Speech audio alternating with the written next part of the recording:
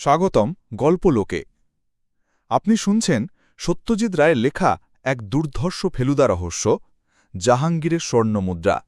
গল্পের আবহে আপনাকে নিয়ে চলব আমরা ফেলুদা, তপসে আর জটায়ুর সঙ্গে এক রহস্যময় যাত্রায়।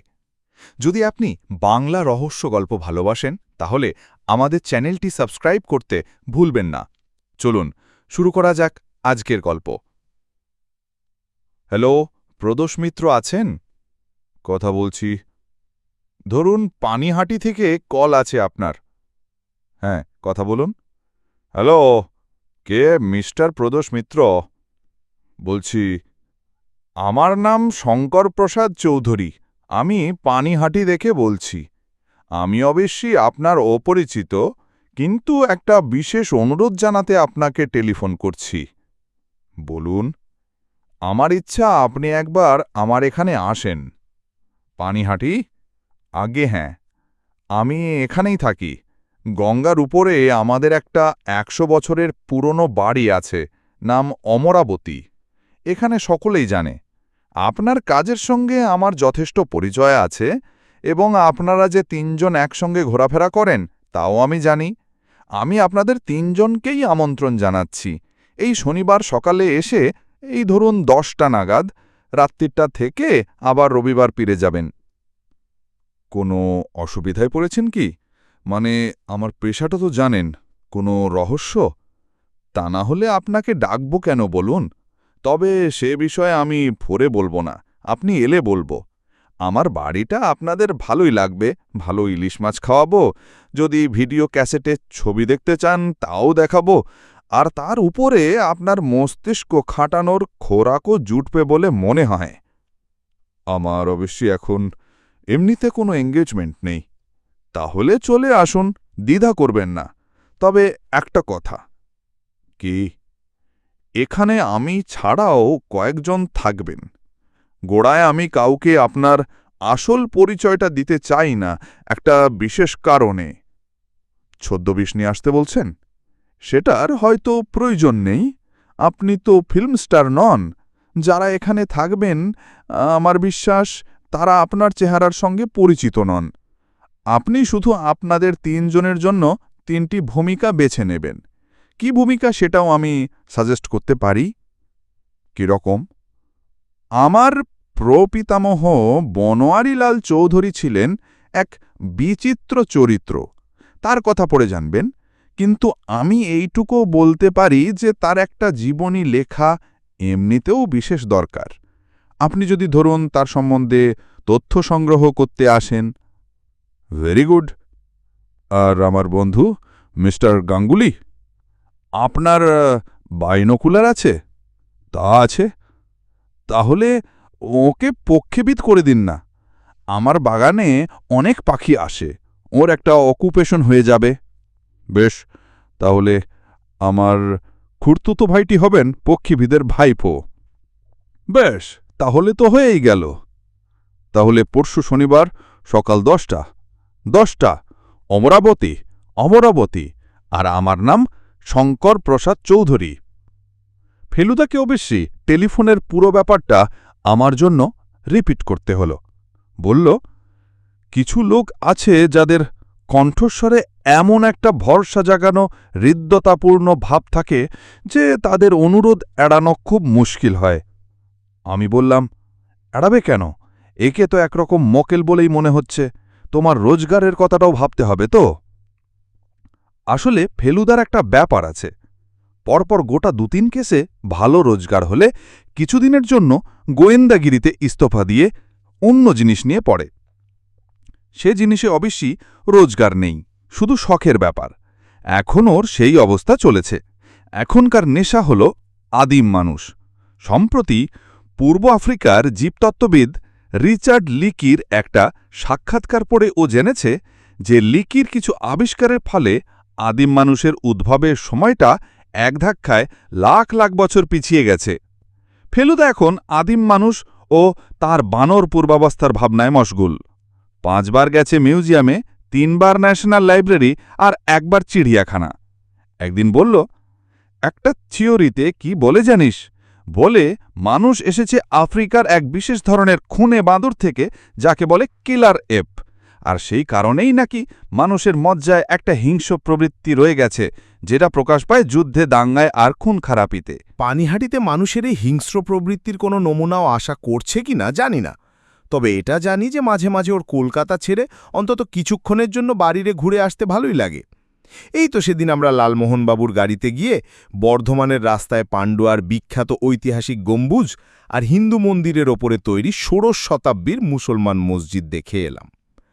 লালমোহনবাবুর ড্রাইভার হরিপদবাবু 10 দিনের ছুটিতে দেশে গেছেন বলে ফেলুদাকেই তার জায়গা নিতে হলো। পথে যেতে যেতে লালমোহনবাবু বললেন, দিলেন তো মশাই একটা দায়িত্ব, আর একটা বাইনোকুলার আর দুখানা বই ঘাড়ে চাপিয়ে। এইদিকে গড়পাড়ে তো কাক চড়ুই ছাড়া কোনো পাখি কোনোদিন দেখিছি বলে মনে পড়ে না। বই দুটো হলো সেলিম আলীর ইন্ডিয়ান বার্ডস আর অজয় হোমের বাংলার পাখি। ফেলুদা বলল, কুছ পারওয়া নেহি, মনে রাখবেন কাক হলো করভা স্প্লেন্ডেন্স, চড়ুই হলো প্যাসার ডোমেস্টিকাস। সবসময় ল্যাটিন নাম বলতে গেলে জীব জড়িয়ে যাবে, তাই ইংরেজি নামও ব্যবহার করতে পারেন, যেমন ফিঙেকে ড্রঙ্ঘ, টুনটুনিকে টেলার বার্ড, ছাতারেকে জঙ্গল ব্যাবলার। আর পাখি না দেখলেও মাঝে মাঝে বাইনোকুলার চোখে লাগালেই অনেকটা কাজ দেবে। আমার একটা নামও তো চাই, বললেন লালমোহনবাবু। আপনি হলেন ভবতোষ সিংহ, আপনার ভাইপো প্রবীর, আর আমি সোমেশ্বর রায়।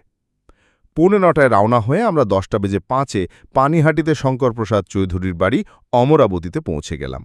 আমাদের গাড়ি দেখি বন্দুকধারী গুর্খা দারোয়ান এসে বিকট ক্যাঁ শব্দে লোহার গেট খুলে দিল।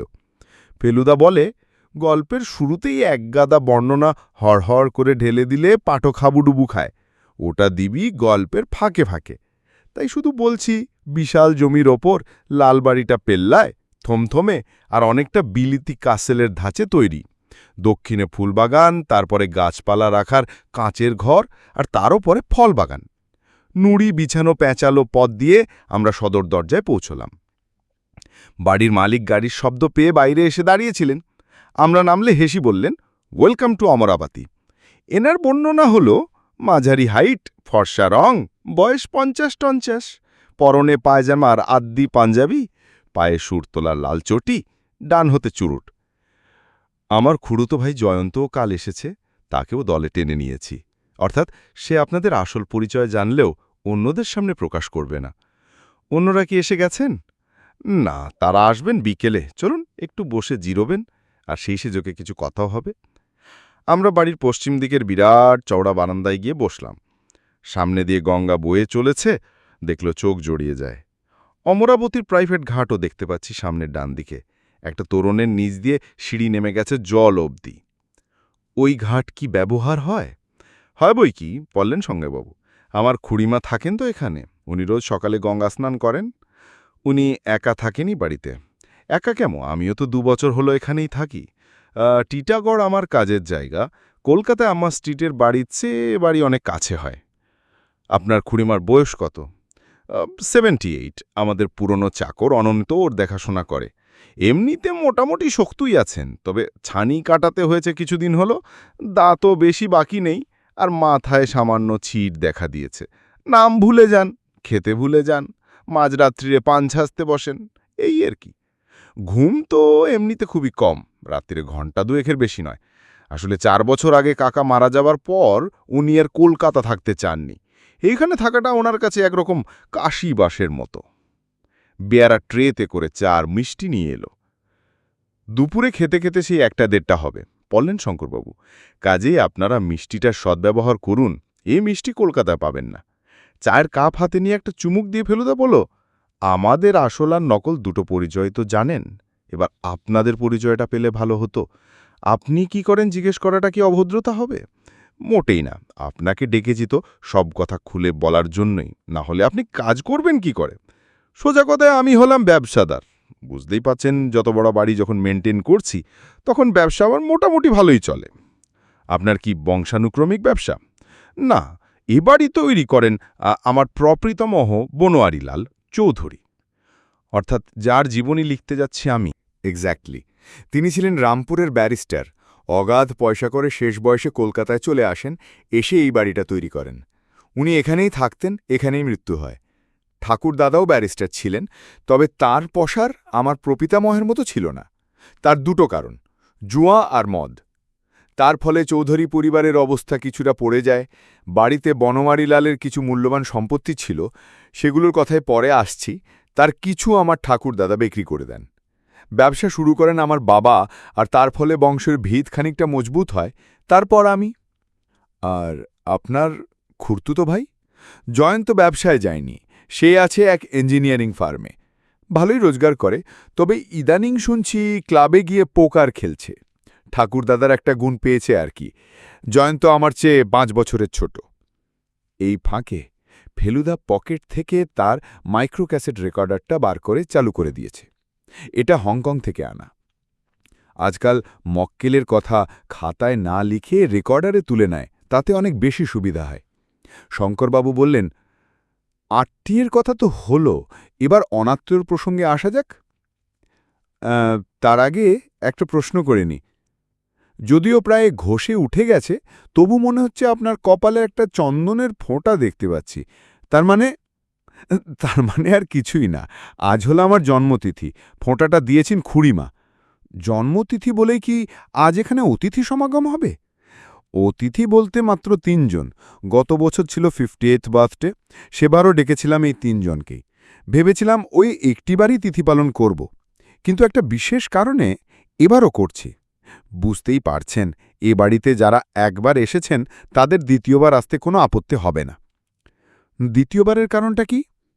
শঙ্করবাবু একটু ভেবে বললেন, খুব ভালো হয় যদি আপনারা চা খেয়ে একবারটি দোতলায় আসেন আমার সঙ্গে, আমার খুড়িমার ঘরে। তাহলে বাকি ঘটনাটা বুঝতে সহজ হবে, আর আমিও ব্যাপারটা গুছিয়ে বলতে পারব। আমরা মিনিট খানেকের মধ্যেই উঠে পড়লাম। সিঁড়ি উঠতে হলে বৈঠকখানা দিয়ে যেতে হয়। এখানে বলে রাখি, বাহারের আসবাব, কার্পেট, মখমলের পর্দা, ঝাড়লণ্ঠন, শ্বেতপথরের মূর্তি ইত্যাদি মিলিয়ে এমন জমজমাট বৈঠকখানা আমি বেশি দেখিনি। সিঁড়ি উঠতে উঠতে ফেলুদা বলল, আপনার খুড়িমা ছাড়া দোতলায় আর কে থাকেন? খুড়িমা থাকেন উত্তর প্রান্তে, বললেন শঙ্করবাবু, আর দক্ষিণে থাকি আমি। জয়ন্ত এলে দক্ষিণেরই একটা ঘরে থাকে। দোতলার ল্যান্ডিং পেরিয়ে আমরা ঢুকলাম খুড়িমার ঘরে। বেশ বড় ঘর, কিন্তু এতে কোনো জাঁক জমক নেই। পশ্চিমের দরজার বাইরে আলো আর বাতাসের বহর দেখে বোঝা যায় ওদিকেই গঙ্গা। দরজার পাশেই বুড়ি মাদুরে বসে মালা জপছেন। তার পাশে একটা হামানদিস্তা, একটা পানের বাটা আর একটা মোটা বই, নির্ঘাত রামায়ণ কি মহাভারতই হবে। আসবাব বলতে একটা খাট আর একটা ছোট আলমারি। আমরা ঘরে ঢুকতেই খুড়িমা মাথা তুলে পুরু চশমার ভিতর দিয়ে আমাদের দিকে চাইলেন। কজন অতিথি এসেছেন কলকাতা থেকে? তাই এই ঘাটের মড়াকে দেখাতে আনলি? আমরা 3 জনে এগিয়ে গিয়ে প্রণাম করতে বৃদ্ধা বললেন, তা বাপু, তোমাদের পরিচয় জেনে আর কি হবে? নাম তো মনে থাকবে না, নিজের নামটাই ভুলে যাই মাঝে মাঝে। এখন তো বসে বসে দিন গণা। আসুন। শঙ্করবাবুর ডাকে আমরা ঘুরলাম। বৃদ্ধা আবার বিড়বিড় করে মালা জপতে শুরু করলেন। এবার দেখলাম ঘরের উল্টো দিকে খাটের পাশে একটা প্রকাণ্ড সিন্দুক রয়েছে। শঙ্করবাবু পকেট থেকে চাবি বার করে সিন্দুকটা খুলতে খুলতে বললেন, এবারে যে জিনিস দেখাবো সে হলো আমার প্রপিতামহের সম্পত্তি। রামপুরে থাকতে বহু নবাব তালুকদার তার মক্কেল ছিলেন। এগুলো তাদের উপঢৌকন। এরই বেশ কিছু আমার ঠাকুরদাদা বিপাকে পড়ে বেচে দিয়েছিলেন। তবে তারপরেও কিছু আছে, যেমন এই যে দেখুন, জাহাঙ্গীরের স্বর্ণমুদ্রা। শঙ্করবাবু একটা থলি বার করে তার মুখটা ফাঁক করে হাতের তালুয় উপুড় করলেন। ঝনঝন করে কিছু গোল চাকটি টালুয়ে পড়ল। জাহাঙ্গীরের আমলে স্বর্ণমুদ্রা, দেখুন প্রত্যেকটিতে একটি করে রাশির ছবি খোদাই করা। এ জিনিস একেবারেই দুষ্প্রাপ্য। রাশিচক্র হলে 11টা কেন, 12টা হওয়া উচিত নয় কি? একটা মিসিং। আমরা পরস্পরের দিকে চাইলাম। আরও জিনিস আছে, বললেন শঙ্করবাবু। সেগুলো ওই আইভারির বাক্সটার মধ্যে। সোনার ওপর চুনি বসানো ইটালিয়ান নস্যির কৌটো, জেড পাথরে চুনি আর পান্না বসানো মোগল চূড়াপাত্র, আংটি, লকেট। কিন্তু সেসব আপনারা দেখবেন আজ সন্ধ্যাবেলা সর্বসমক্ষে, এখন নয়। এর চাবিতে তো আপনার কাছেই থাকে। হ্যাঁ, আমার কাছেই। একটা ডুপ্লিকেট আছে, থাকে খুড়িমার আলবাড়িতে। কিন্তু সিন্দুক আপনার ঘরে নয় কেন?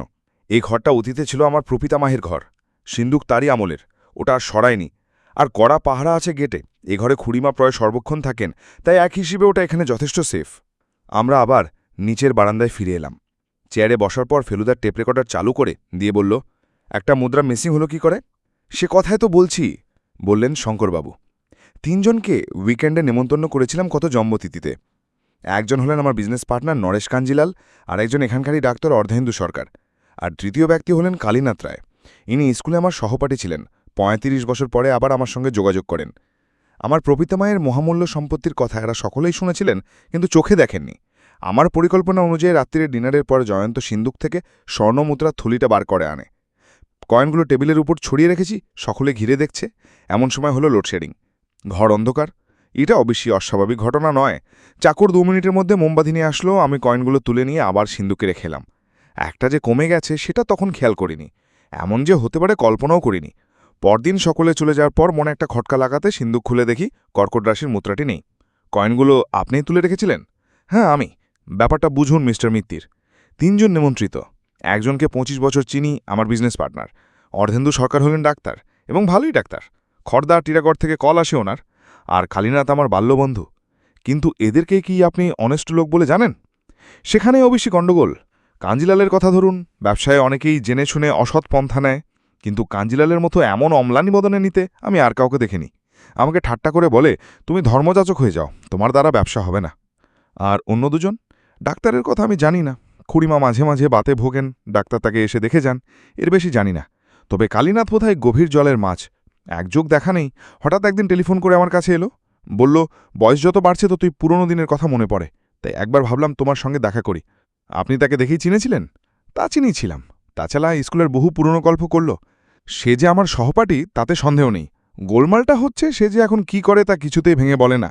জিজ্ঞেস করলেই বলে, ধরে নাও তোমারই মতো ব্যবসা করে। এদিকে গুঞ্জে নেই তা নয়, খুব আমোদ রসিক লোক। স্কুলে থাকতে ম্যাজিক দেখাতো, এখনও সেই অভ্যাসটা রেখেছে। হাত সাফাই রীতিমতো ভালো। আপনার ভাইও তো অন্ধকারের মধ্যে ঘরে ছিলেন। সে ছিল, তবে সে তো ওই জিনিস আগে দেখেছে, তাই সে টেবিলের কাছে ছিল না। নিয়ে থাকলে ওই 3 জনেরই একজন নিয়েছে। তারপর আপনি কি করলেন? কি আর করতে পারি বলুন? এমন লোক আছে যারা এই অবস্থায় সোজাসুজি পুলিশ ডেকে 3 জনের বাড়ি সার্চ করাতো, কিন্তু আমি পারিনি। ওই 3 জনের সঙ্গে কত ব্রিজ খেলেছি, আর তাদের একজনকে বলবো চোর। তার মানে স্রেফ হজম করে গেলেন ব্যাপারটা? স্রেফ হজম করে গেলাম। ফলে এখনও কেউই জানে না যে আমি ব্যাপারটা টের পেয়েছি। সেই ঘটনার পরেও তো এদের সঙ্গে দেখা হয়েছে কতবার, কিন্তু কেউ তো কোনো রকম অস্বস্তি বা অপরাধ বোধ করছে বলে মনে হয়নি। অথচ আমি জানি যে এই 3 জনের মধ্যেই একজন দোষী, একজন চোর। আমরা 3 জনেই চুপ। ঘটনাটা অদ্ভুত, তাতে সন্দেহ নেই, কিন্তু এই অবস্থায় কি করা যায়? আমার মনের প্রশ্নটা ফেলুদাই করল। শঙ্করবাবু বললেন, এরা জানে যে আমি এদের সন্দেহ করি না, তাই এদের আবার ডেকেছি, এবং আজ রাত্রে আমি আবার এদের সামনে পনোয়ারিলালের কিছু মূল্যবান জিনিস বার করব। মাসখানেক থেকে ঘড়ির কাঁটায় কাঁটায় সন্ধ্যা 7টায় লোডশেডিং হচ্ছে এখানে। ঠিক তার আগে আমি জিনিসগুলো টেবিলে সাজাবো, ঘর আবার অন্ধকার হবে। আশা করছি সেই অন্ধকারে চোরের প্রবৃত্তি আবার মাথা চাড়া দিয়ে উঠবে। সব মিলিয়ে এই সম্পত্তির মূল্য 40-50 লাখের কম নয়। হয়তো আমার ভুল হতে পারে, কিন্তু আমার বিশ্বাস চোর লোভ সামলাতে পারবে না। চুরির পর আপনি আপনার আসল ভূমিকায় অবতীর্ণ হবেন। তখন প্রদোষ মিত্রের কাজ হবে চোর ধরা এবং চোরাই মাল বার করা। ফেলুদা বলল, আপনার ভাই এ সম্বন্ধে কি বলেন? সেও তো কাল অবধি কিছুই জানত না, বললেন শঙ্করবাবু। কাল আপনাকে ইনভাইট করার পর ওকে বলি। উনি কি বললেন? খুব চোটপাট করল, বলল, তুমি একদিন চেপে রেখেছ ব্যাপারটা, তখনই পুলিশে খবর দেওয়া উচিত ছিল। 1 বছর পরে কি মিস্টার মিত্তির কিছু করতে পারবেন, ইত্যাদি। একটা কথা বলবো মিস্টার চৌধুরী, বলুন। আপনি মানুষটা এত নরম বলেই কিন্তু চোর তার সুযোগটা নিয়েছিল। অতিথিকে চুরির অপবাদ দিতে সবাই পেছপা হতো না। সেটা জানি, সেই জন্যই তো আপনাকে ডাকা। আমি যেটা পারিনি সেটা আপনি পারবেন। সর্ষে বাটা দিয়ে চমৎকার গঙ্গার ইলিশ সমেত দুপুরের খাওয়াটা হলো ফার্স্ট ক্লাস। জয়ন্তবাবুর সঙ্গে আলাপ হলো খাবার টেবিলেই। ইনি মাঝারি হাইটের চেয়েও কম, বেশ সুস্থ সবল মানুষ। শঙ্করবাবুর পার্সোনালিটি এর নেই, কিন্তু বেশ হাসি খুশি চালাক চতুর লোক।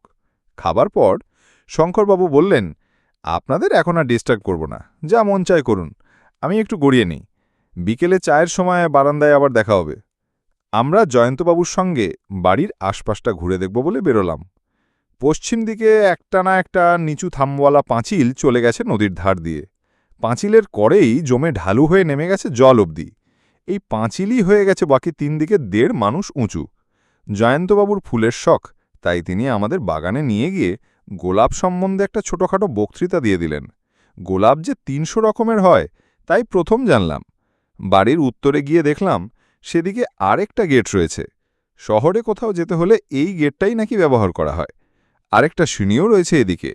জয়ন্তবাবু বললেন, খুড়িমা মানে ওর মা গঙ্গা স্নানে যেতে ওটাই ব্যবহার করেন। একতলায় নদীর দিকে আর গঙ্গার দিকে চওড়া বারান্দা, দুদিক দিয়েই সিঁড়ি রয়েছে নিচে নামার জন্য। দেখা শেষ হলে পর আমরা ঘরে ফিরে এলাম। জয়ন্তবাবু কাঁচের ঘরে চলে গেলেন অর্কিড দেখার জন্য। আমাদের থাকার জন্য একতলার একটা প্যাসেজের একদিকে পরপর দুটো ঘর দেওয়া হয়েছে। উল্টো দিকে আরও ৩টে পাশাপাশি ঘর দেখে মনে হলো তাতেই বোধহয় ৩ জন অতিথি থাকবেন। ঘরে ঢুকে বাহারে খাটে নরম বিছানা দেখে লালমোহনবাবু বোধহয় দিবানিদ্রা তাল করছিলেন, কিন্তু শেষ পর্যন্ত বললেন, পাখির বইগুলোতে একবার চোখ বুলিয়ে নেওয়া দরকার। আমি একটা কথা ফেলুদাকে না জিজ্ঞেস করে পারলাম না। আচ্ছা, ১ বছর আগে যে লোক চুরি করেছে সে যদি এবার আর চুরি না করে তাহলে তুমি চোর ধরবে কি করে? ফেলুদা বলল, সেটাই ৩ ভদ্রলোককে স্টাডি না করে বলা শক্ত। যার মধ্যে চুরির প্রবৃত্তি রয়েছে তার সঙ্গে আর ৫টা অনেস্ট লোকের একটা সূক্ষ্ম তফাৎ থাকা উচিত। চোখ কান খোলা রাখলে সে তফাৎ ধরা পড়তে পারে। ভুলিস না, যে লোক চুরি করে তার বাইলেটটা যতই পলিশ করা হোক না কেন তাকে আর ভদ্রলোক বলা চলে না। সত্যি বলতে কি, ভদ্রলোক সাজার জন্য তাকে যথেষ্ট অভিনয় করতে হয়। বিকেলে পরপর ২টো গাড়ির আওয়াজ পেয়ে বুঝলাম অতিথিরা এসে গেছেন। বারান্দর চায়ের আয়োজন হলে পর শঙ্করবাবুই আমাদের ডেকে নিয়ে গেলেন ৩ গেস্টের সঙ্গে আলাপ করানোর জন্যে। ডাক্তার সরকার ১ মাইলের মধ্যেই থাকেন। ইনি হেঁটেই এসেছেন। বছর ৫০ বয়স, চোখে চশমা, মাথার চুল পাতলা হয়ে এসেছে। গোঁচটা কাঁচা হলেও কানের পাশের চুলে পাঁক ধরেছে। জাহাঙ্গীরের স্বর্ণমুদ্রা। নরেশ কাঞ্জিলাল বিরাট মানুষ। ইনি সুটটাই পরে সাহেব সেজে এসেছেন। ফেলুদার পরিচয় জেনে বললেন, বনোয়ারি লালের জীবনী লেখার কথা আমি শঙ্করকে অনেকবার বলেছি। আপনি এ কাজের ভারটা নিয়েছেন শুনে খুশি হলাম। হি ওয়াজ আ রিমার্কেবল ম্যান। মজার লোক হলেন কালীনাথ রায়। এর কাঁধে একটা ব্যাগ ঝুলছে, তাতে হয়তো ম্যাজিকের সরঞ্জাম থাকতে পারে। লালমোহনবাবুর সঙ্গে পরিচয় হতেই বললেন, পক্ষীবিদ যে মুরগির ডিম পকেটে নিয়ে ঘোরে তা তো জানতুম না মশাই। কথাটা বলেই খপ করে লালমোহনবাবুর পাঞ্জাবির পকেটে হাত ঢুকিয়ে একটা মুরগির ডিমের সাইজের মসৃণ সাদা পাথর বার করে দিয়ে আক্ষেপের সুরে বললেন, এ হে হে, এই যে দেখছি পাথর, আমি তো ফ্রাই করে খাবার মতলব করেছিলাম। কথা হলো রাত্রিরে খাওয়ার পর কালীনাথবাবু তার হাত সাফাই দেখাবেন। সূর্য হেলে পড়েছে, গঙ্গার জল চিকচিক করছে, ঝিরঝিরে হাওয়া। তাই বোধহয় নরেশবাবু আর কালীনাথবাবু নেমে গেলেন বাইরের শোভা উপভোগ করতে। লালমোহনবাবু কিছুক্ষণ থেকেই উসখুস করছিলেন। এবার বাইনোকুলার বার করে উঠে পড়লেন, বললেন, দুপুরে যেন একটা প্যারাডাইজ ফ্লাই ক্যাচারের ডাক শুনেছিলাম। দেখি তো পাখিটা আশেপাশে আছে কিনা। ফেলুদার গম্ভীর মুখ দেখে আমিও হাসিটা কোনো মতে চেপে গেলাম। ডাক্তার সরকার চায়ে চুমুক দিয়ে শঙ্করবাবুর দিকে ফিরে বললেন, আপনার ভ্রাতাটিকে দেখছি না, সে কি বাগানে ঘুরছে নাকি? ওর ফুলের নেশার কথা তো আপনি জানেন। ওকে তো বলেছি মাথায় টুপি না পরে যেন রোদে না ঘোরেন। সে আদেশ তিনি মেনেছেন কি? জয়ন্ত কি ডাক্তারের আদেশ মানার লোক? আপনি তাকে চেনেন না। ফেলুদা যে চারমিনার হাতে আর চোখে ডাক্তারের কথাবার্তা হাবভাব লক্ষ্য করে যাচ্ছে সেটা বেশ বুঝতে পারছি। আপনার খুড়িমা কেমন আছেন? শঙ্করবাবুর দিকে ফিরে জিজ্ঞেস করলেন ডাক্তার সরকার। এমনিতে তো ভালোই, বললেন শঙ্করবাবু, তবে অরুচির কথা বলছিলেন যেন। আপনি একবার ঢুমেরে আসুন না। তাই যাই। ডাক্তার সরকার চলে গেলেন খুড়িমাকে দেখতে।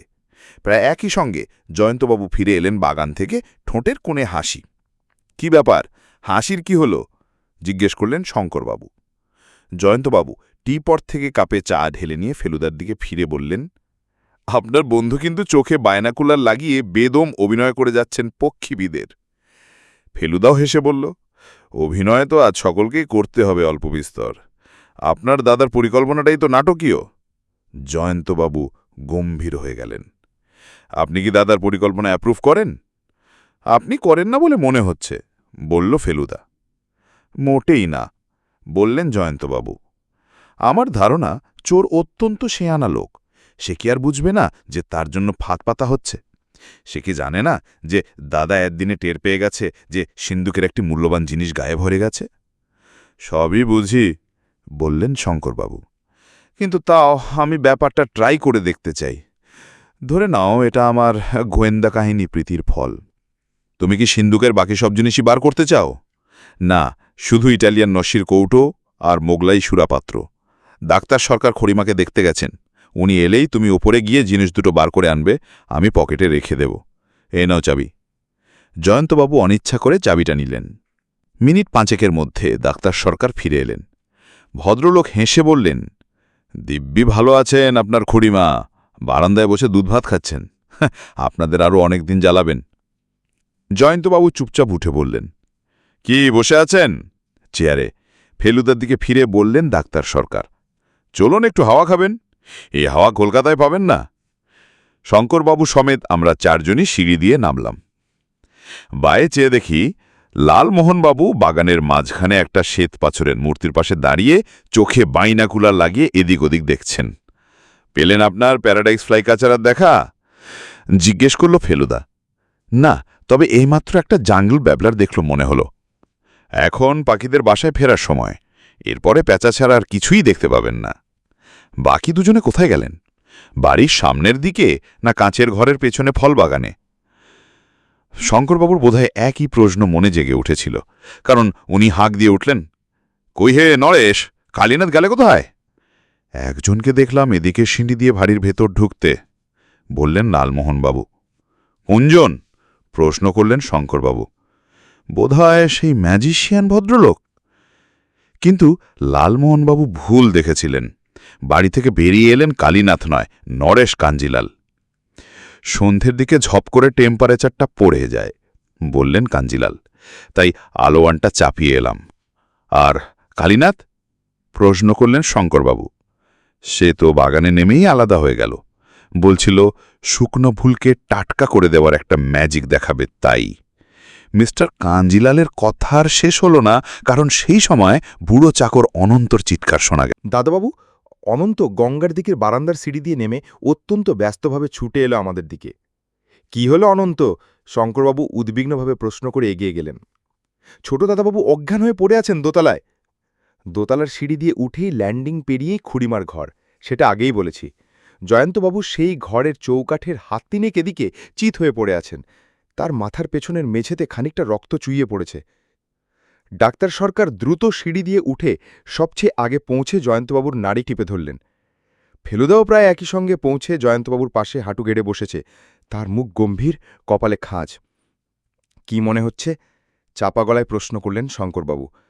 পালস সামান্য দ্রুত, বললেন ডাক্তার সরকার। মাথার জখমটা? মনে হচ্ছে পড়ে গিয়ে হয়েছে। এই সময় খালি মাথায় রোধে ঘরা ডেঞ্জারাস, সেটা অনেকবার বলেছি ওকে। কানকাশিং?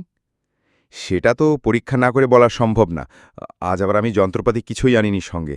একবার হাসপাতালে নিয়ে যেতে পারলে ভালো হতো। তাই করুন না, গাড়ি তো রয়েছে। ভদ্রলোক বেশ ভালোভাবেই অজ্ঞান হয়েছেন, কারণ ফেলুদার সময় 4 জন ধরাধরি করে গাড়িতে তোলার সময়ও তার জ্ঞান হল না। সিঁড়ি দিয়ে নামার সময় অবশ্যই কালীনাথবাবুর সঙ্গেও দেখা হলো। বললেন, আমি জাস্ট ওষুধটা খাবার জন্যে ঘরে গেছি, তার মধ্যেই এই কাণ্ড। আমি সঙ্গে আসব কি? শঙ্করবাবু ডাক্তারকে জিজ্ঞেস করলেন। কোনো দরকার নেই, বললেন ডক্টর সরকার। আমি হাসপাতাল থেকে আপনাকে ফোন করব। গাড়ি চলে গেল। এই দুর্ঘটনার জন্য শঙ্করবাবুর প্ল্যান যে ভেস্তে গেল সেটা বুঝতে পারছি। বেচারি ভদ্রলোকের জন্মতিথিতে এমন একটা ঘটনা ঘটার জন্য আমারও খারাপ লাগছিল। আমরা সবাই এসে বসবার ঘরে বসেছিলাম। প্রায় সঙ্গে সঙ্গেই ফেলুদা কেন যে আমি আসছি বলে উঠে গেল তা জানি না। অবশ্যই মিনিট 2 মধ্যেই আবার ফিরে এলো। শঙ্করবাবু অতিথিদের সামনে যথাসম্ভব স্বাভাবিক হাসিখুশি ব্যবহার করছিলেন, এমনকি তার আশ্চর্য প্রপিতামহর সম্বন্ধে অদ্ভুত সব ঘটনাও বলছিলেন। কিন্তু আমি বুঝতে পারছিলাম যে সেটা করতে তার বেশ বেগ পেতে হচ্ছে। প্রায় ঘণ্টাখানেক এইভাবে চলার পর হাসপাতাল থেকে ডাক্তার সরকারের ফোন এলো। জয়ন্তবাবুর জ্ঞান হয়েছে, তিনি অনেকটা ভালো, মনে হচ্ছে কাল সকালে আসতে পারবেন। এই সুখবরের পর অবশ্যই ঘরের আবহাওয়া খানিকটা হালকা হলো। কিন্তু আমি জানি যে শঙ্করবাবুর মোটেই ভালো লাগছে না, কারণ চোরের রহস্যই থেকে যাবে। খাওয়া দাওয়ার পর ভিডিও ক্যাসেটে ছবি দেখতে চায় কিনা জিজ্ঞেস করাতে আমরা সকলে না বললাম। এ অবস্থায় ফুর্তি চলে না, তাই ম্যাজিকও বাদ পড়ল। সকলকে গুড নাইট জানিয়ে নিজেদের ঘরে আসতেই আমি যে প্রশ্নটা ফেলুদাকে করব ভাবছিলাম, সেটা লালমোহনবাবুই করে ফেললেন। আপনি তখন ফস করে বেরিয়ে কোথায় গেলেন মশাই? খুড়িমার ঘরে। খুড়িমাকে দেখতে গেছিলেন? অবিশ্বাসের স্বরে প্রশ্ন করলেন লালমোহনবাবু। সেই সঙ্গে অবশ্যই সিন্দুকের হাতল ধরে একটি টান দিয়ে এলাম। খোলা নাকি? বন্ধ। সেটাই স্বাভাবিক। যেভাবে ঘরের দরজার দিকে পা করে পড়ে আছেন ভদ্রলোক, তাতে মনে হয় ঘরে ঢোকার আগেই পড়েছেন। কিন্তু চাবিটা কোথায় ফেলুদা? আমি জিজ্ঞেস করলাম। প্রশ্নটা কিছুক্ষণ থেকে আমার মাথায় ঘুরছিল। ফেলুদা বলল, শঙ্করবাবু হয়তো দুর্ঘটনায় ওটার কথা ভুলেই গিয়েছিলেন। কথাটা বলতে বলতেই শঙ্করবাবু এসে ঢুকলেন আমাদের ঘরে। দেখুন তো কি বিশ্রী ব্যাপার ঘটে গেল। জয়ন্তর আরেকবার এরকম হয়েছিল। ওর ব্লাড প্রেশারটা একটু বেশি নেমে যায় মাঝে মাঝে। ফোনে আর কি বললেন ডাক্তার সরকার? সেটাই তো বলতে এলাম। তখন লোকজনের সামনে বলিনি। চাবির কথা তো গোলমালে ভুলেই গিয়েছিলাম। এখন কি হয়েছে জানেন তো? ডাক্তারকে জিজ্ঞেস করতে বললেন, জয়ন্তর কাছে চাবি ছিল না। হয়তো অজ্ঞান হবার সময় হাত থেকে পড়ে গেছে। আপনি খুঁজেছেন চাবি? তন্ন তন্ন করে সিঁড়ি, ল্যান্ডিং, সদর দরজার বাইরে কোথাও বাদ দিইনি। সে চাবি হাওয়া। যাকগে, ডুপ্লিকেট আছে তো, বলল ফেলুদা। ও নিয়ে ভাববেন না। তা না হয় ভাবব না, গভীরভাবে বললেন শঙ্করবাবু। কিন্তু রহস্য তো দূর হল না। চোর তো অজ্ঞাতই রয়ে গেল। আর আপনাকে একটা মাথা খেলানোর সুযোগ দেব ভেবেছিলাম, সেটাও হলো না। তাতে কি হলো? ফেলুদা বলল। এখানে এসে লাভ হয়েছে বিস্তর। একই রকম বাড়ি, তার উপর আপনার আতিথেয়তা। শঙ্করবাবু যাবার আগে বলে গেলেন যে সকালে 6:30টায় চা দেবে আর 8টায় ব্রেকফাস্ট। এটা অ্যাটেম্পটেড মার্ডার নয় তো মশাই? লালমোহনবাবু ফিস করে প্রশ্ন করলেন। মিস্টার কাঞ্জিলাল আর মিস্টার ম্যাজিশিয়ান দুজনেই কিন্তু বাড়ির মধ্যে ঢুকেছিলেন। মর্ডারের দরকার কি? কার্যসিদ্ধির জন্য তো শুধু অজ্ঞান করলেই চলে। কার্যসিদ্ধি? জয়ন্তবাবুকে অজ্ঞান করে তার হাত থেকে চাবিটা নিয়ে সিন্দুক খুলে যা বার করার বার করে আবার হাতে চাবি গুজে দিয়ে চলে আসা। সর্বনাশ, এটা তো খেয়াল হয়নি আমার। আমি বললাম, তাই যদি হয়ে থাকে তাহলে তো এখন 3 জনের জায়গায় সাসপেক্ট মাত্র 2 জন, কাঞ্জিলাল আর কাবিনাথ। না রে তফসে, ব্যাপারটা অত সহজ নয়। জয়ন্তবাবুর মাথায় কেউ বাড়ি মারলে সেটা তো তিনি জ্ঞান হলে বলতেন। তা তো বলেননি। আর অজ্ঞান করে যে সিন্দুক খুলবে, সেটাই বা কি করে সম্ভব? খুড়িমা তো ঘরে থাকতে পারেন। একজন বাইরের লোক সিন্দুক খুলছে দেখলে কি তিনি চুপ করে থাকতেন? একটা আশার আলো জ্বলতে না জ্বলতে নিভে গেল। আমি শুয়ে পড়েছিলাম। কিন্তু অত তাড়াতাড়ি আর ঘুমোনো হলো না। ফেলুদা এমনিতেই পায়চারি করছিল।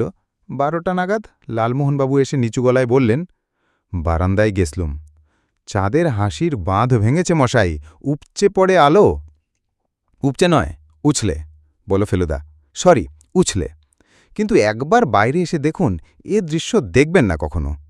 আপনি একা কাব্যি করবেন এটা হতে দেওয়া যায় না। বিছানা ছেড়ে উঠে পড়লাম। বাইরে গিয়ে মনে হলো এ যেন দিনের বেলায় দৃশ্যের চেয়েও ঢের বেশি সুন্দর। একটা পাতলা কুয়াশা নদীর ওপারটাকে প্রায় অদৃশ্য করে ফেলেছে। গঙ্গার আবছা গাঢ় জলের উপর ছড়ানো চাঁদির টুকরোগুলো ধীরে ধীরে দুলছে। তারই মধ্যে ঝিঝির ডাক, হাঁসনোহানার গন্ধ, ফুরফুরে বাতাস, সব মিলিয়ে সত্যিই অমরাবতী। ফেলুদা এওদোষী চাঁদটার দিকে কিছুক্ষণ চেয়ে থেকে বলল, চাঁদের মাটিতে মানুষের পা পড়লেও এর মজা কোনোদিন নষ্ট করতে পারবে না। একটা মারাত্মক পোয়েম আজে চাঁদ নিয়ে বললেন লালমোহনবাবু। ওই আপনার অ্যাথিনিয়াম ইনস্টিটিউশনে সেই বাংলা শিক্ষকের লেখা। ইয়েস, বৈকুণ্ঠ মাল্লিক। এই পোড়াদেশে লোকটা রেকগনিশন পেলে না, কিন্তু আপনি শুনুন কবিতাটা। শোনো তো বেশ। এতক্ষণ আমরা নিচু গলায় কথা বলছিলাম, কিন্তু আবৃত্তির সময় লালমোহনবাবুর গলা আপনা থেকেই চড়ে গেল।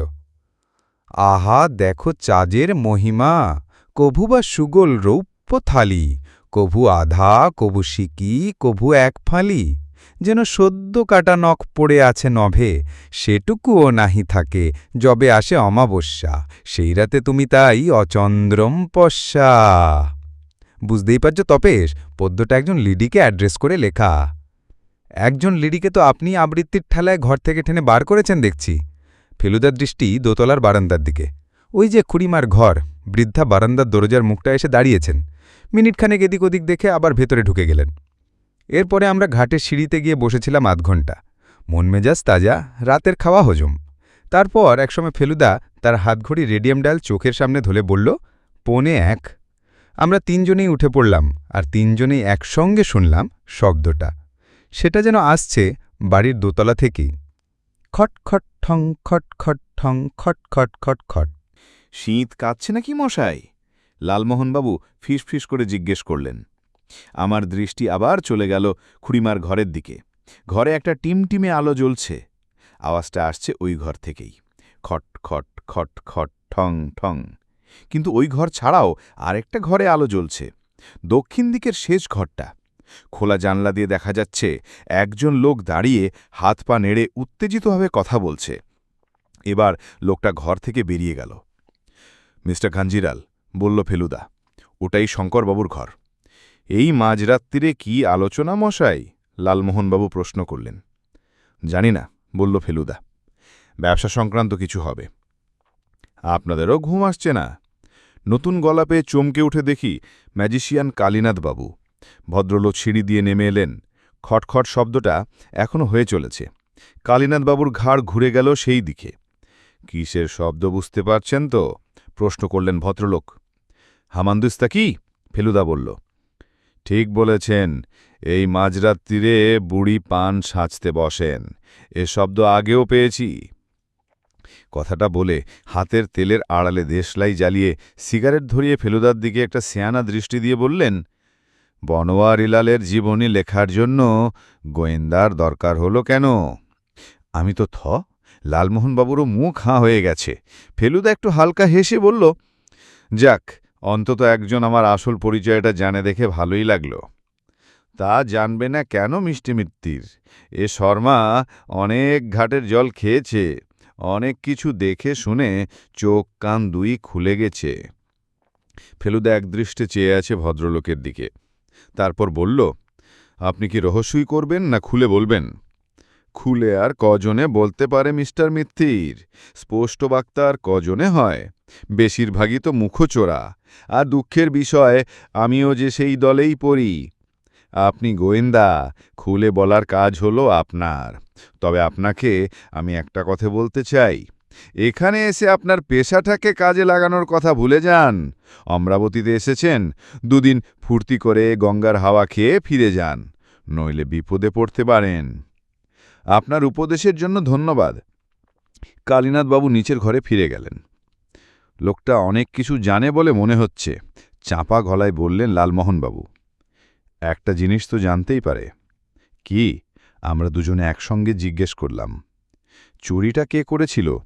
যে করেছিল সে তো উনার পাশেই দাঁড়িয়েছিল। আমি বললাম, কিন্তু সেটা তো উনি নিজেও করে থাকতে পারেন, উনি তো হাত সাফাই জানেন। এক্স্যাক্টলি, বলল ফেলুদা। 6:30 বেডটি না দিলে হয়তো ঘুম ভাঙতে আরও দেরি হতো, কিন্তু ফেলুদাকে দেখে মনে হলো সে অনেকক্ষণ আগেই উঠেছে। জিজ্ঞেস করাতে বলল, শুধু উঠেছি নয়, এর মধ্যে একটা চক্করও মেরে এসেছি। কোথায়? শহরের দিকে। কি দেখলে? কি দেখলেম না সেটাই বড় কথা। কিছু বুঝতে পারলে? পানিহাটিতে আসা বৃথা হয়নি, এটা বুঝেছি। লালমোহনবাবু এসে বললেন, এমন সলিড ঘুম নাকি ওনার অনেক দিন হয়নি।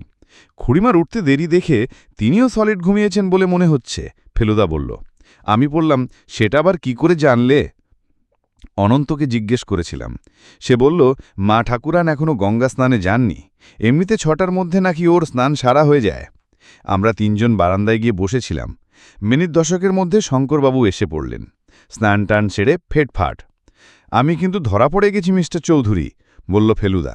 আপনার বাল্যবন্ধু আমায় চিনে ফেলেছেন। সে কি? আপনি ঠিকই বলেছিলেন, ভদ্রলোক গভীর জলের মাছ। তাহলে কি বলছেন, আপনার পরিচয়টা দিয়েই দেব? তাহলে কিন্তু সেই সঙ্গে আপনার জানিয়ে দিতে হবে আপনি কেন আমাকে ডেকেছেন, অর্থাৎ এতদিন যে কথাটা চেপে রেখেছিলেন সেটা প্রকাশ করতে হবে। শঙ্করবাবুর কপালে আবার দুশ্চিন্তার রেখা দেখা দিল। 5 মিনিটের মধ্যেই কাঞ্জিলাল আর কালীনাথবাবু বারান্দায় এসে পড়লেন, আর তার প্রায় সঙ্গে সঙ্গেই বাইরে একটা গাড়ির আওয়াজ পাওয়া গেল। কাঞ্জিলাল আর কালীনাথ বারান্দায় রয়ে গেলেন, আমরা 4 জন সদর দরজায় গিয়ে হাজির হলাম। লাল ক্রস মারা একটা কালো অ্যাম্বাসেডর থেকে নামলেন জয়ন্তবাবু আর ডাক্তার সরকার। জয়ন্তবাবুর মাথার পেছনের চুল খানিকটা কামিয়ে সেখানে প্লাস্টার লাগানো হয়েছে। জয়ন্তবাবু নেমেই তার দাদার কাছে ক্ষমা চাইলেন। ভেরি সরি, তোমার জন্মতিথিতে এমন একটা অঘটন ঘটিয়ে ফেললাম, আসলে প্রেশারটা। কোনো চিন্তা নেই, বললেন ডাক্তার সরকার। আমি ওষুধ দিয়ে দিয়েছি, তবে রোদে বেশি ঘোরাঘুরি চলবে না। আপনারা চা খাবেন তো? বললেন শঙ্করবাবু। তাহলে মন্দ হতো না, চা পানের সময় পাইনি এখনো। এরা সব কোথায়? জয়ন্তবাবু জিজ্ঞেস করলেন। বারান্দায়, বললেন শঙ্করবাবু। জয়ন্তবাবু আর ডাক্তার সরকার বারান্দার দিকে চলে গেলেন। চলুন সকলে একসঙ্গেই বসা যাক, ফেলুদার দিকে ফিরে বললেন শঙ্করবাবু, দাঁড়ান, আগে একটা কাজ সেরে নেওয়া দরকার। ফেলুদা কথাটা বেশ জোরের সঙ্গে বলল, কি কাজের কথা বলছ? কাজ? শঙ্করবাবু যেন অবাক হয়েই জিজ্ঞেস করলেন। আপনার খুড়িমার কাছে সিন্দুকের ডুপ্লিকেট চাবিটা আছে, সেটা চাইনে পাওয়া যাবে নিশ্চয়ই। কিন্তু তা নিশ্চয়ই যাবে, কিন্তু একবার সিন্দুকটা খুলে দেখতে চাই। খুড়িমার ঘরে গিয়ে দেখি বুড়ি গামছা নিয়ে স্নানে বেরোচ্ছেন। আজ তোমার এত দেরি কালো? শঙ্করবাবু প্রশ্ন করলেন। আর বলিস না, চোখ মেলে দেখি ঝাঁ ঝাঁ রোদ। এক একদিন কি যে হয়। তোমার চাবি গোছাটা একবার দিতে হবে খুড়িমা, সিন্দুকটা খুলব। কিন্তু তোর কাছে যে, আমারটা খুঁজে পাচ্ছি না। খুড়িমা আলমারি খুলে চাবির গোছা বার করে দিয়ে চলে গেলেন। শঙ্করবাবু সিন্দুকের দিকে এগিয়ে গেলেন, আর সেই ফাঁকে কেন জানি ফেলুদা হামানদিস্তাটা হাতে নিয়ে একবার নেড়ে চেড়ে দেখল। সর্বনাশ! শঙ্করবাবু চিৎকারে চমকে লালমোহনবাবু সেলিম আলীর বইটা তার হাত থেকে ফেলেই দিলেন। থলিবাক্স কিছুই নেই, বলল ফেলুদা। শঙ্করবাবুর ফ্যাকাশে মুখ দিয়ে কথাই বেরোচ্ছে না। ওটা বন্ধ করুন, বলল ফেলুদা। তারপর চলুন, নিচে যাওয়া যাক। সত্য উদ্ঘাটনের সময় এসেছে। আমার আসল পরিচয়টা সকলকে জানিয়ে দিন, এবং কতগুলো প্রশ্ন করব সেটাও জানিয়ে দিন। বুঝতে পারছি শঙ্করবাবুকে অনেকখানি মনের জোর প্রয়োগ করতে হচ্ছে, কিন্তু তিনি গত বছরের চুরির ব্যাপারটা আর আজ এইমাত্র সিন্দুক খুলে যা দেখলেন সেটা মোটামুটি গুছিয়ে সকলকে বললেন, আমার বাড়িতে আমারই অতিথি হয়ে এসে আমার এত কাছের লোক যে এমন একটা কাজ করতে পারে সেটা স্বপ্নেও ভাবিনি। কিন্তু ঘটনা যে ঘটেছে তাতে কোনো ভুল নেই, আর সেই কারণেই আমি কলকাতার স্বনামধন্য ইনভেস্টিগেটর প্রদোষ মিত্রকে ডেকেছি এর কিনারা গলার জন্যে। ইনি তোমাদের কয়েকটা প্রশ্ন করবেন, আশা করি তোমরা তার ঠিক ঠিক জবাব দেবে। সকলে চুপ। কার মনে কি প্রতিক্রিয়া হচ্ছে দেখে বোঝার উপায় নেই। ফেলুদা শুরু করল। প্রথম প্রশ্নটা ডাক্তার সরকারকে, আর সেটা যাকে বলে অপ্রত্যাশিত। ডাক্তার সরকার, আপনাদের এই পানিহাটিতে কটা হাসপাতাল আছে? একটাই, বললেন ডাক্তার সরকার। তার মানে সেখানেই আপনি নিয়ে গিয়েছিলেন জয়ন্তবাবুকে, আর সেখান থেকেই কাল রাত্রে ফোন করেছিলেন? হঠাৎ এই প্রশ্ন কেন জানতে পারি কি? কারণ আজ সকালে আমি সে হাসপাতালে গিয়েছিলাম, জয়ন্তবাবু সেখানে যাননি। ডাক্তার সরকার হাসলেন। কাল রাত্রে যে আমি হাসপাতাল থেকে ফোন করেছিলাম সে কথা তো আমি শঙ্করবাবুকে বলিনি। তবে থেকে করছিলেন? আমার বাড়ি থেকে। কাল যাবার পথেই জয়ন্তবাবুর জ্ঞান হয়। তখন বুঝতে পারি আঘাত গুরুতর নয়, কনকাশন হয়নি। তবু একবার দেখব বলে আমার বাড়িতেই নিয়ে যাই। তখনই ঠিক করি রাত্রিটা ওখানে রেখে সকালে পৌঁছে দিয়ে যাব। এবার জয়ন্তবাবুকে একটা প্রশ্ন, বলল ফেলুদা। আপনি যে কাল সিন্দুক খোলার জন্য চাবিটা নিলেন সেটা তো আপনার হাতেই ছিল। হ্যাঁ, কিন্তু মাথা ঘুরে পড়ার পর আর হাতে নাও থাকতে পারে। হাতে না থাকলেও কাছাকাছি পড়ে থাকার কথা, কিন্তু তা তো ছিল না। সেটার আমি কি জানি? চাবি আপনারা খুঁজে পেলেন কি না পেলেন তার আমি কি করতে পারি? আপনি কি বলতে চাইছেন সেটা সরাসরি বলুন না। আরেকটা প্রশ্ন আছে, সেটাও ডাক্তারকে, তারপরই সরাসরি বলছি। ডাক্তার সরকার, হিমোগ্লোবিন বলে একটা পদার্থ আছে, সেটা আপনি জানেন নিশ্চয়ই? কেন জানব না? সাধারণ লোকের চোখে সেটার রঙের সঙ্গে রক্তের কোনো তফাৎ ধরা পড়ে না, সেটাও নিশ্চয়ই জানেন। ডাক্তার সরকার গলা খাকরানি দিয়ে মাথা নেড়ে হ্যাঁ জানিয়ে দিলেন। আমার বিশ্বাসটা কি তাহলে এবার বলি, বলল ফেলুদা। সকলে একদৃষ্টে চেয়ে আছে ফেলুদার দিকে। আমার বিশ্বাস জয়ন্তবাবু অজ্ঞান হননি। অজ্ঞান হবার ভান করেছিলেন ডাক্তার সরকারের সঙ্গে একজোট হয়ে, কারণ তাদের দুজনেরই বাড়ি থেকে চলে যাওয়ার দরকার ছিল। ননসেন্স, চেঁচিয়ে উঠলেন জয়ন্তবাবু। কেন চলে যাব কেন? কারণ মাঝরাত্রিরে গোপনে আবার ফিরে আসবেন বলে। ফিরে আসব? হ্যাঁ, উত্তরের ফটক দিয়ে ঢুকে পিছনের সিঁড়ি দিয়ে উঠে আপনার মার ঘরে যাবেন বলে। আপনি একটু বাড়াবাড়ি করছেন মিস্টার মিত্তির। মাঝরাত্রিরে মার ঘরে যাব আর মা টের পাবেন না? মা রাত্রে 3 ঘন্টার বেশি ঘুমন না, সেটা আপনি জানেন? এমনিতে ঘুমন না, কিন্তু ঘুমের ওষুধ খাওয়ালে। ধরুন যদি ডাক্তারবাবু গতকাল তাকে দেখার সময় তার দুধ ভাতে কিছু মিশিয়ে দিয়ে থাকেন। জয়ন্তবাবু আর ডাক্তার সরকার দুজনেরই ডোন্ট কেয়ার ভাবটা মিনিটে মিনিটে কমে আসছে, সেটা বুঝতে পারছি।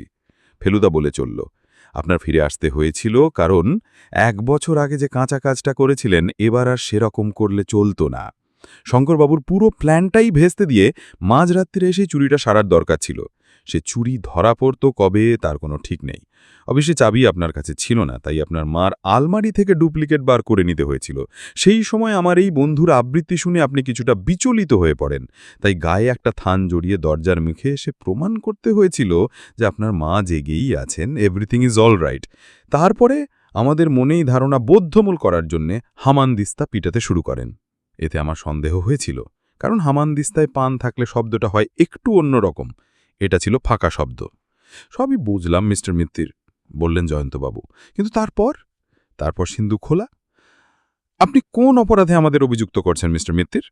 অজ্ঞান হবার ভান করা, আমার মাকে ঘুমের ওষুধ দেওয়া, রাত্রে ফিরে এসে ডুপ্লিকেট চাবি বার করে সিন্দুক খোলা? তার মানে এর সবকটাই করেছেন বলে স্বীকার করছেন তো? এর কোনোটার জন্য শাস্তি হয় না সেটা আপনি জানেন। আসল ব্যাপারটা আসছেন না কেন আপনি? ঘটনা যে দুটো জয়ন্তবাবু, একটা তো নয়। আগে প্রথম ঘটনাটা সেরে নি, 1 বছর আগের চুরি। সেটা আপনি সারবেন কি করে মিস্টার মিত্তির? আপনি কি অন্তর্যামী? আপনি তখন কোথায়? আমি ছিলাম না ঠিকই, কিন্তু অন্য লোক তো ছিল। যিনি চুরি করেছিলেন তার ঠিক পাশেই লোক ছিল। তাদের মধ্যে অন্তত একজন কি টের পেতে থাকতে পারেন না? এবারে শঙ্করবাবু কথা বললেন, তিনি বেশ উত্তেজিত। এটা আপনি কি বলছেন মিস্টার মিত্তির? চুরি হয়েছে সেটা জানবে অথচ আমায় বলবে না, আমার এত কাছের লোক হয়ে? ফেলুদা এবার ম্যাজিশিয়ান কালীনাথ বাবুর দিকে ঘুরল। আপনি কাল রাত্রে কি বিপদের কথা ভেবে আমাকে তদন্ত বন্ধ করতে বলছিলেন সেটা বলবেন কালীনাথবাবু? কালীনাথবাবু হেসে বললেন, অপ্রিয় সত্য প্রকাশায় বিপদ নয়। শঙ্করের মনের অবস্থাটা ভেবে দেখুন তো। না, নেই বিপদ, দৃঢ়স্বরে বললেন শঙ্করবাবু। অনেকদিন ব্যাপারটা ধামাচাপা রয়েছে, এবার প্রকাশ হওয়াই ভালো। তুমি যদি কিছু জেনে থাকো তো বলে ফেল কালীনাথ। সেটা বোধহয় ওর পক্ষে সহজ নয় মিস্টার চৌধুরী, কারণ তদন্তে চোর ধরা পড়লে যে ওরও বিপদ হতো। এই একটা বছর যে উনি চোরকে নিংড়ে শেষ করেছেন। ব্ল্যাকমেল শঙ্করবাবু, সেটা উনিও স্বীকার করবেন না, চোরও স্বীকার করবেন না। অবশ্যই চোরের যে দোসর আছে সেটা সম্ভবত কালীনাথবাবু জানতেন না, উনি একজনকেই লক্ষ্য করেছিলেন। কিন্তু আমার ধারণা এই অনবরত ব্ল্যাকমেলিংয়ের ঠেলায় দ্বিতীয় চুরিটার প্রয়োজন হয়ে পড়েছিল, আর তাই ভুল তারস্বরে চেঁচিয়ে উঠলেন জয়ন্তবাবু। সিন্দুক থেকে যা নেওয়ার তা আগেই নেওয়া হয়ে গেছে, বনোয়ারিলালের আর একটি জিনিসও তাতে নেই, সিন্দুক খালি। তার মানে আমার বাকি অভিযোগ সবই সত্যি। কিন্তু কাল রাত্রে কুকীর্তিটা কে করেছে সেটা বলছেন না কেন? সেটাও বলছি, কিন্তু তার আগে আপনার স্পষ্ট স্বীকারোক্তিটা চাই। আপনি বলুন জয়ন্তবাবু, ডাক্তার সরকার আর আপনি মিলে গত বছর 12টার মধ্যে থেকে একটি স্বর্ণমুদ্রা সরিয়েছিলেন কিনা? জয়ন্তবাবুর মাথা হেড হয়ে গেছে। ডাক্তার সরকার দুহাতে রক টিপে বসে আছেন। আমি স্বীকার করছি, বললেন জয়ন্তবাবু। ফেলুদা পকেট থেকে টেপ রেকর্ডারটা বার করে চালু করে আমার হাতে দিয়ে দিল। আমি দাদার কাছে ক্ষমা চাইছি, সে স্বর্ণমুদ্রা ডাক্তার সরকারের কাছেই আছে, সেটা ফেরত দেওয়া হবে। আমাদের দুজনেরই অর্থাভাব হয়েছিল, একটার জায়গায় 12টার পুরো সেটটা বিক্রি করলে প্রায় 100 গুণ বেশি দাম পাওয়া যাচ্ছিল, তাই বাকি 11টা নেওয়ার কথা ভাবছিলেন। স্বীকার করছি, কিন্তু চোর আরও আছে মিস্টার মিত্তির। যে লোক ব্ল্যাকমেল করতে পারে সে লোক চুরিও করতে পারে, বলল ফেলুদা। কিন্তু তিনি চুরি করেননি। তাহলে? প্রশ্ন করলেন শঙ্করবাবু।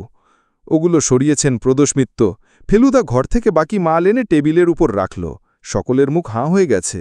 এই হল বনোয়ারিলালের বাকি সম্পত্তি, বলল ফেলুদা। মেঝেতে চাবি না পেয়ে এবং রক্তের বদলে হিমোগ্লোবিন দেখে মনে ঘোর সন্দেহ উপস্থিত হয়। তাই যখন আপনাকে ধরাধরি করে নিচে নিয়ে যাচ্ছিলাম তখন বাধ্য হয়েই আমাকে পিকপকেটের ভূমিকা অবলম্বন করতে হয়েছিল। ভাগ্য ভালো যে চাবিটা আপনার প্যান্টের ডান পকেটেই ছিল, বা পকেটে থাকলে পেতাম না। আপনাকে নিয়ে যাওয়ার পর আমরা বৈঠকখানায় এসে বসি, তখনই এক ফাঁক দিয়ে বেরিয়ে গিয়ে আমি সিন্দুক খুলে জিনিসগুলো বার করে আমার ঘরে রেখে দিই। আমি জানতাম যে বিপদের আশঙ্কা আছে। এই নিন আপনার চাবি মিস্টার চৌধুরী, এরপর কি করা হবে সেটা আপনি স্থির করুন, আমার কাজ এখানেই শেষ। ফেরার পথে লালমোহনবাবুর মুখে আরেকটা আবৃত্তি শুনতে হলো। এটাও বৈকুণ্ঠ মল্লিকের লেখা, নাম হলো জিনিয়াস। অবাক প্রতিভা কিছু জন্মেছে এভাবে, এদের মগাজে কি যে ছিল তা কে কবে। দি ভিঞ্চি, আইনস্টাইন, ঘনা, লীলাবতী, সবারই স্মূলি আমি, সবারে প্রণতি। আপনি শুনলেন সত্যজিৎ রায়ের জাহাঙ্গীরের স্বর্ণমুদ্রা। গল্পটি কেমন লাগলো তা কমেন্টে জানাতে ভুলবেন না। আরও এইরকম অডিও রহস্য গল্প শুনতে চ্যানেলটি সাবস্ক্রাইব করুন এবং বেল আইকনে ক্লিক করুন। শীঘ্রই আসছে ফেলুদার আরও একটি দুর্ধর্ষ কেস নিয়ে আমরা। ভালো থাকুন, রহস্যে ডুবে থাকুন। গল্পলোকের পক্ষ থেকে বিদায়। Audio Jungle.